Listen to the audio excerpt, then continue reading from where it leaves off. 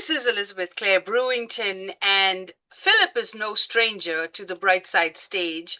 He's appeared on two of our shows and maybe more, and uh, and he is a veteran. So thank you, thank you, thank you, thank you for your service.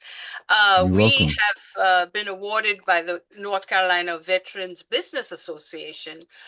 We won the Champion Award, and for the reason that we love to tell veteran stories.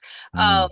so welcome, welcome, welcome, and tell me about yourself, and please share your story. Sure. Well, Elizabeth, thank you for allowing me to be a guest on your great show, and hello to your audience. And my name is Philip Hogan, and my story is really about just living a life of dreams, right? And as you mentioned, Elizabeth, I entered the military in 75 to 79. It's the United States Navy, and I had an opportunity to travel the world. I discharged from the military in 1979 and was still had the traveling, bug in me. So I traveled, throughout the United States and eventually settled back into New York in the early 80s. And my parents had started a small stationery store, and as children, we were required to work in our parents' businesses. It wasn't, you didn't get paid for this. It was, if anything, when we talk about child labor laws were being broken, it's like, oh, forget about it. And, we didn't, but no one thought anything about that. It's like, okay, your parents want you to come do this and do that. You did it. And so, but that's where the entrepreneurial bug really got established, or the seed really got established. And so then my parents started a second business, and that's when I was very, very involved in that business. It's a newspaper delivery business that, produced 16,000 sheets a night, and it was delivered throughout the five boroughs of New York. And I was really involved with not so much building it, but scaling. And there I saw my father, there I learned the concepts of scaling businesses, marketing businesses, doing with the accounting, providing the customer service, training staff, hiring staff, monitoring staff, evaluating staff, and also more importantly, working with our customers. And one of the things that my father taught me, and it's in my book, Relentless Excellence: A Story of Family, Business Building, and Value-Driven Leadership, that could be purchased on Amazon. And you can also learn more about the book on my website, which is www.philiphogan.com, PhilipHogan.com, is where I talk about many of the advices, the wisdom that my father poured into me as I worked side by side in his business. And one day we walked into a customer store, and I said, "Hello, my friend. How are you?" And I thought I was being polite and correct. Well, my father, we couldn't wait to get out the store, and he said, "Listen, man," he says, "I don't want you speaking to these people, are not your friends. These are your customers, and you have to understand the difference between a friend and a customer. And when you address them, you have to address them as your customer, because these are people that are paying for your service or paying for your product." And that just really, stayed with me. And it's those type of lessons that I learned along the way as to how to handle yourself in business, and to be able who and to distinguish yourself and distinguish those that you work with properly. So then, fast forward, my first business was a nonprofit for formerly incarcerated adult men who were nonviolent drug offenders coming home from correctional facilities in Brownsville, Brooklyn. I purchased a building out of in my own name, with my own money, and turned it into a successful nonprofit named Housing Matters of New York. And there we were able to do some marvelous work in the community that really looked down on men coming home from correctional facilities. And so one of the things that I shared with the community is these crimes, these guys are committing crimes in your backyard, and they don't have any places to live and stay.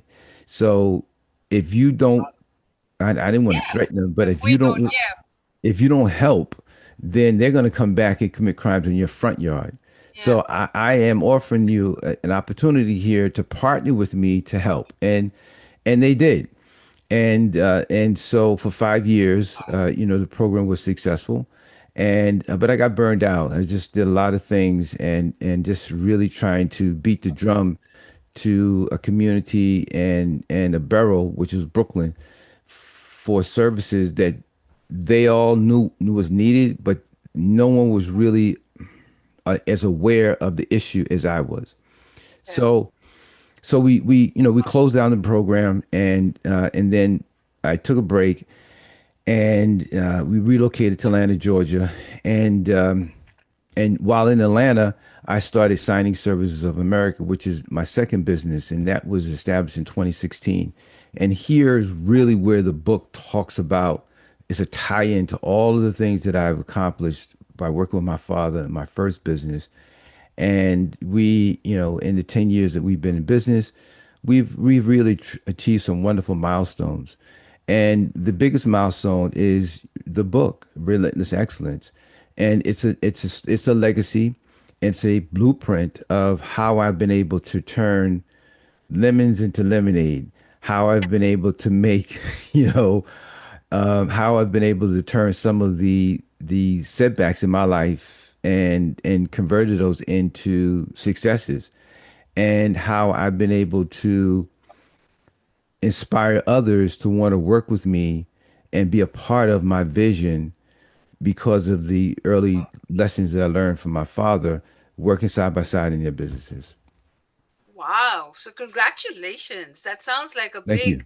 undertaking. Nobody realizes that when you have your own business or enterprise or nonprofit, it is a lot of work and it's your own. So it's a lot that you put in. So tell me about this book. What is the title of the book? Where can people get the Mm, book? I would love to have mm. the book hosted on our bookstore as well, so we can talk about that later. But tell me a little bit about this book. Sure. So the title of the book is named Relentless Excellence, a story of family, business building, and value-driven leadership. And it can be purchased on Amazon. I had mentioned earlier my website is philliphogan.com. That's philliphogan.com. There you can read more about myself and some of the things that I've accomplished. And you can read excerpt of the book and of course order it through the website as well. And so it was time. It was time to tell my story. And I didn't realize it until I had been approached by a podcast recruiter for me to come on to the show to talk about Signing Services of America. And so when we finished that conversation, he quickly shifted over into, have I ever thought about writing a book? And they just happen to be publishers. And I says, well, no. He says, well, you should think about it. And I did. And the more I thought about it, it really made sense. And a lot of strong feelings began to spring up deep within me about what this book should be about and why I should write the book. And so, as a third generation entrepreneur, I have a lot to say in regard to, the life of an entrepreneur. I saw my parental grandparents come from a small island in the Eastern Caribbean named Montserrat, and they settled into Harlem in the early 1900s. And my grandparents became the beacon for other family members to come follow their trail from Montserrat into into Harlem and settle, and then ultimately began to continue with the migration trail up into the Bronx. And then on my mother's side of the family, my grandmother was a bishop of her church over on 126th Street and Park Avenue in Harlem. And you're talking about in the early 1900s, is a female being the leader of a church was almost unheard of. Yeah. And she she was the bishop, and she ran her church like a business. And then of course my father and my mother obviously were successful entrepreneurs, and I grew up in a household where my father, when he retired from New York City Police Department, he became a entrepreneur, and my mom was the accountant. So so I had the I had the good fortune of being around very disciplined people, Oh, being around yeah. people who were driven for excellence, Yeah. right? And and so the book is about that. It's about how I learned like I mentioned earlier, how my entrepreneurial seeds were born and matured, and harvested, and as a result, how I've finally walked my lane. It also talks about, I'm 40 years of I have 40 years of sobriety.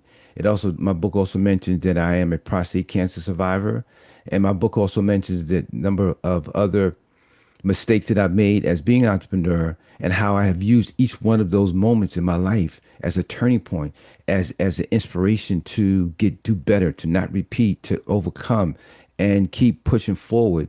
And so we named the book Relentless Excellence, because when I look back in the things that I've accomplished and the people that help inspire me to become the person I am, we've all lived a life of of excellence. It was like, you know, my father set the bar. He said, Philip, okay, this is the next goal, and you touch the bar, metaphorically speaking.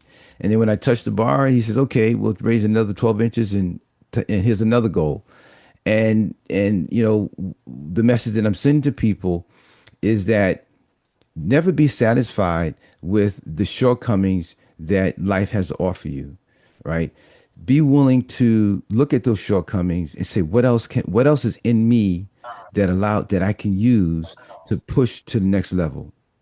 And that's what I've always done in everything that I've done. And so the book, it was just a natural title to name it Relentless Excellence. Wow. Wow. Wow. I always say this on the show that, when you get knocked down and you pick yourself up and then you give it back to the world, it is just such an Mm, incredible journey. So, where now? I mean, mm, now this is your legacy now, the next phase in your life. So, where now? What is the mm. footprint that you want to leave behind or forward? Well, yeah, well, the footprint is that is as I mentioned before, when life dishes out you a bunch of lemon, you got to learn to make some lemonade, right? Yes, yes. And you know, and so as an entrepreneur, I wanted to write a book to upcoming aspiring entrepreneurs, or entrepreneurs that may have already established their business, but they don't know how to scale, or they don't feel they don't have the desire to scale, or they're afraid to scale, or they are faced some other type of challenges that's preventing them from scaling. And I say this, that maybe for 5 years ago, one of our accounts was sending us about 45 to $50,000 worth of business monthly, right? I mean, it was a wonderful relationship, and all of a sudden they cut off the account. And when I looked at, wow, I was shocked. And I thought I failed. And I said, oh my gosh, what am I gonna do? I got staff, I got this, I got that. And so, but I stopped and I looked inside myself. I said, Philip, let's go through the process of figuring out what happened, why it happened, how it happened, when did it happen, and what caused it to happen. And I said, that's your starting point to find out how to recover from this. And I did. And I realized what we did, and I implemented a system that we still have today that will prevent us from ever having this kind of issue. So I'm sharing that with entrepreneurs, that just because I'm a seven-figure business owner doesn't mean that I haven't made mistakes. It doesn't mean that I haven't learned from those mistakes. It doesn't mean that those mistakes didn't hurt me. Sure, it hurt me. My pride was hurt. My pocket was hurt, right? Among other things, I was devastated, but I couldn't stay in that place because people were depending upon me to deliver what they had expected from us up until that point. And we recovered, and we moved on, and here we are, as I mentioned earlier, 10 years in that we're still knocking the doors down, and we have clients that still send us business and they love us. And so the message that I'm sending to your audience is, again, is to always look within, not only for your answers, but also for the questions. What do I need to do?